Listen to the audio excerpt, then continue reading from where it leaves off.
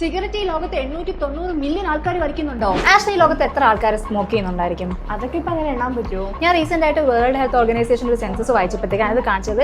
ഏകദേശം 890 മില്യൺ ആൾക്കാരാണ് വേൾഡിൽ സ്മോക്ക് ചെയ്യുന്നത്. അത്രയൊക്കെ വരുമോ?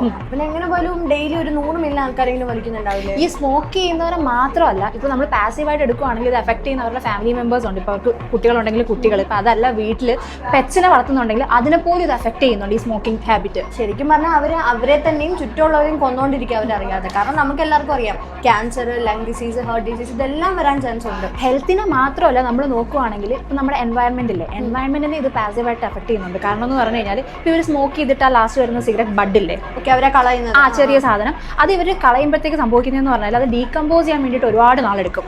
അത് മാത്രമല്ല, വൺസ് ഡീകമ്പോസ് ആയി തുടങ്ങി കഴിഞ്ഞ് കഴിഞ്ഞാൽ അതിനകത്ത് വരുന്ന ടോക്സിൻസ് ഇല്ലേ, ആ ടോക്സിൻസ് നമ്മുടെ സോയിലിനെ അതേ കണക്ക് തന്നെ അടിയിലുള്ള വെള്ളം, അണ്ടർഗ്രൗണ്ട് വാട്ടേഴ്സിനെ എല്ലാം പൊല്യൂട്ട് ചെയ്തുകൊണ്ടിരിക്കുകയാണ്. ഓക്കെ, അപ്പൊ ഈ ചെറിയ സാധനം കൊണ്ട് തന്നെ ഇത്രയും അഫക്റ്റ് ആവുന്നുണ്ടെന്നാ. ഇത് മനസ്സിലാക്കാതെ നമ്മളിപ്പോൾ സ്മോക്ക് ചെയ്യുന്ന ആൾക്കാർക്ക് സംസാരിച്ച് കഴിഞ്ഞാൽ അവർ പറയുന്ന ചില ഫണ്ണിയസ്റ്റ് കാര്യങ്ങളുണ്ട്.